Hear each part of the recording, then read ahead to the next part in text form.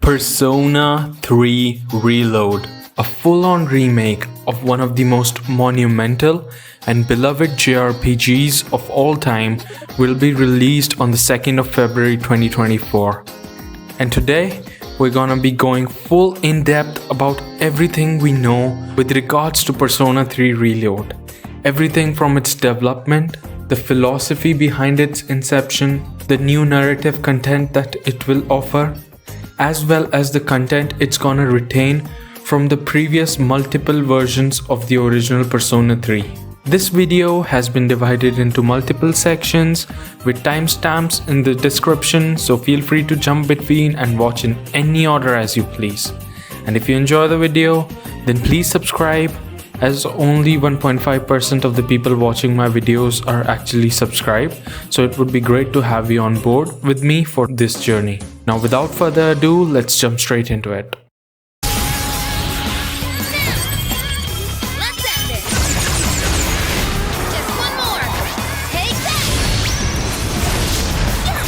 And that's how it's done!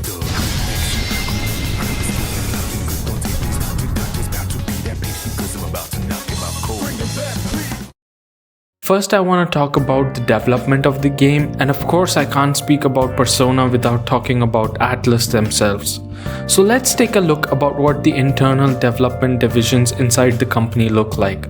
First, we have Creative Department First Production, also known as Team Maniacs, who are responsible for Shin Megami Tensei as well as the Devil Summoner series. They also made the first two Persona games, but ever since the third Persona game, we have Creative Department Second Production, or more popularly known as the P Studio or the Persona Studio.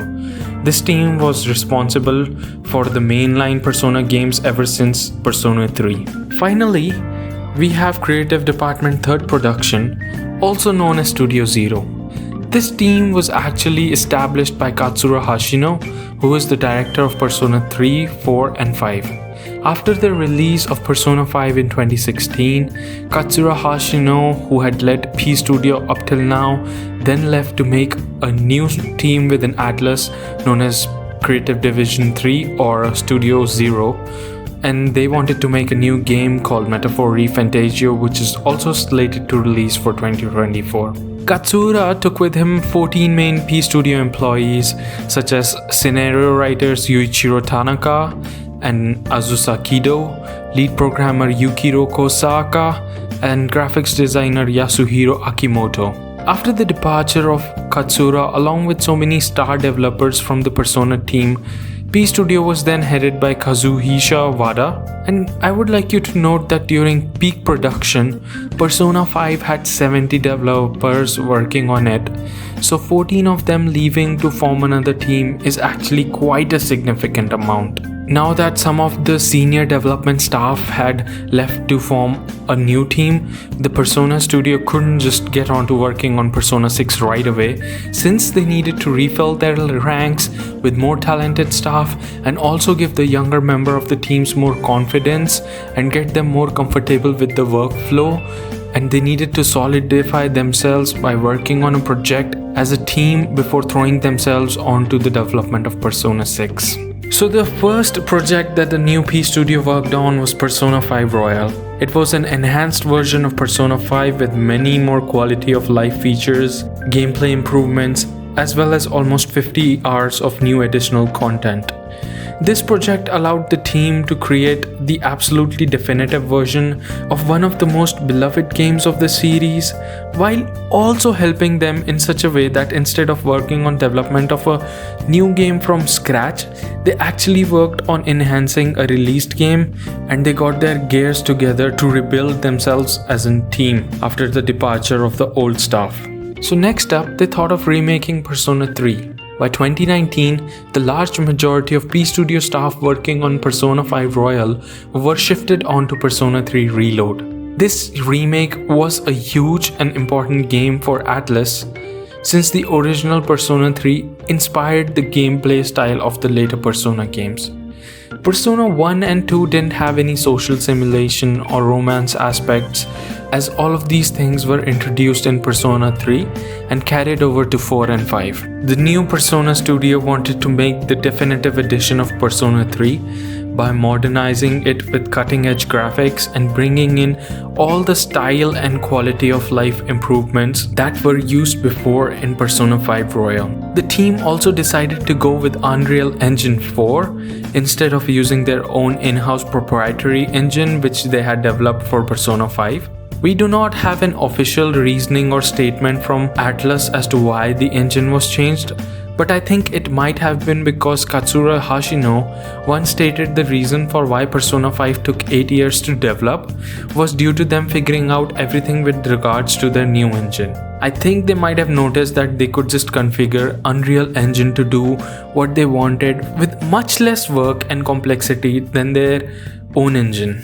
And I guess that could be true since Persona 3 Reload has been in development for 3 to 3.5 years, which is much less than the 8 years that it took to develop Persona 5. Now that we have discussed about the development of the game, let us move on to the updates and enhancements the game will have over the original. The first is of course the aesthetics. The graphics have been completely remade from scratch. Everything from the environment design and the UI as well as the character models are all completely new and developed with the same art style and cel shading techniques used in Persona 5. There are also many new mechanical as well as quality of life changes. For example, the protagonist can now run through areas. The map display has also been improved and depicts more intricacies around the surrounding environment and places markers on important locations. For intensive tasks, they have added objective descriptions as well as moon phase, which lists actions that must be performed to progress the narrative. There are also many other quality of life and mechanical changes, which brings the experience close to that of Persona 5, which was the original goal of this particular project. The game also features completely new animated cutscenes, with some of the original scenes having been remade from scratch in 3D. The game has been localized in 13 languages, and all the members of the protagonist party can now wear customized equipment. The developers have also added new gameplay additions to the social simulation and RPG elements of the game. One of those is that the dorm, where the main party resides, has been expanded upon with multiple activities beyond the scope of the original game.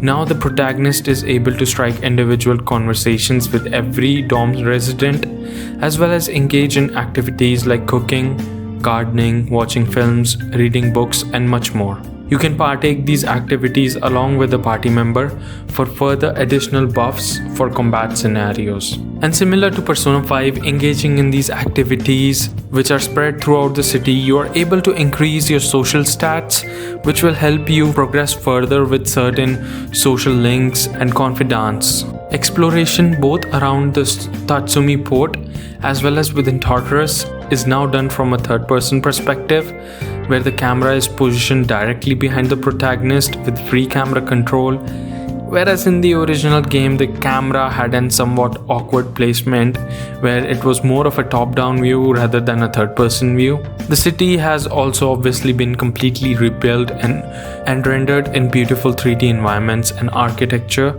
and the player is also able to fast travel. The structure and progression has also been expanded with more environmental variety and more places and more unique visual effects. They have also completely removed the fatigue mechanic, and the battle user interface has been completely overhauled to take the functional and stylistic inspiration from Persona 5. We also have individual and personalized outro and unique animations for finishers for each of the different characters. The game now also runs at a stable 4K resolution at 60 FPS, and the devs have said that all the social link routes are now completely voiced, and apparently Persona 3 Reload has the most spoken dialogue of any game in the Persona series. Now, let us discuss what content will Reload feature from the original Persona, as well as its subsequent re-releases Persona 3 FES and Persona 3 Portable. Persona 3 FES was a re-released enhanced version for the PS2, which had several gameplay changes and additions to the main story, as well as a completely new epilogue DLC called The Answer, which focused on Aegis, one of the primary important characters of the game. Another re-release of the game was Persona 3 Portable, which was made for the PSP, and because of the limited scope of the hardware, the game lacked 3D environments as well as character models and was mostly comprised of 2D graphics and still scenes. However, to make up for this lack of interactive and mechanical depth, the developers decided to add a completely new female protagonist to the game with her own separate social links. Now, what portions or parts of Persona 3 FES and Persona 3 Portable will this new remake Persona 3 Reload retain? Well, the sad news is that Persona 3 Reload will be skipping out on a lot of extra content that these older re-releases added. The devs have stated that they want to stay faithful to the original Persona 3, and hence as a result, Reload will not include the FES Epilogue DLC, The Answer, which was the Epilogue DLC focusing on Aegis. And similarly, Reload won't feature the female protagonist from P3 Portable, and it won't feature the extra social links that came with her. The devs have specified that even though Persona 3 Reload won't include these two things, the Epilogue DLC from FES as well as the female protagonist from Portable, it will, however, include the main story elements that were added to these older re-releases. So in case you're confused, to just clarify again, any DLC content or any content which was different or separate from the original main story of Persona 3 won't be retained. So the Epilogue DLC from FES as well as the female protagonist from Portable, both of these won't be retained. However, any new content from FES or Portable that was integrated into the main story will be retained. However, we don't know the exact extent to which they will be retaining the older content. For example, will they retain the several new quests that were added alongside FES or Portable? The devs have not clarified this, but they have clarified that things like the Aegis social link from Persona 3 FES as well as some other content will be retained. So we just have to wait for the game to compare what content it retained from FES as well as Portable. Speaking of new content, the devs have stated that they want to add some new scenarios beyond the original game's narrative in order to explore characters who were not as prominent in the original story, like the party members Koromaru as well as Shinjiro Aragaki. These two will have new dedicated side stories outside of the main narrative. The devs have stated that they are also adding new side stories in the form of link episodes, which will be different from the social links. And these will be timed events which will be only available during certain parts of the story, and you can miss these. However, completing these will reward you with not only extra story content but stat boosts as well. So here is everything that we know about Persona 3 Reload. All the trailers, the gameplay footage, everything that has been shown to us looks fabulous, and I can't wait to play it on the 2nd of February 2024. And just as a sweetener, Persona 3 Reload will be available day one on Xbox Game Pass and PC Game Pass. So what do you think of this new remake? Are you excited for it? Did you want a remake of a different Persona game, like maybe Persona 4 or Persona 1 or 2? Or would you have just liked them to start working on Persona 6 instead? So please let me know your thoughts in the comments. And if you enjoy the video guys, please like and please subscribe. It takes a lot of effort and time to make these videos, and only 1.5% of the people are actually subscribed. So I would be really grateful if you could join me throughout this journey. I hope you have a great day full of positivity and happy gaming guys.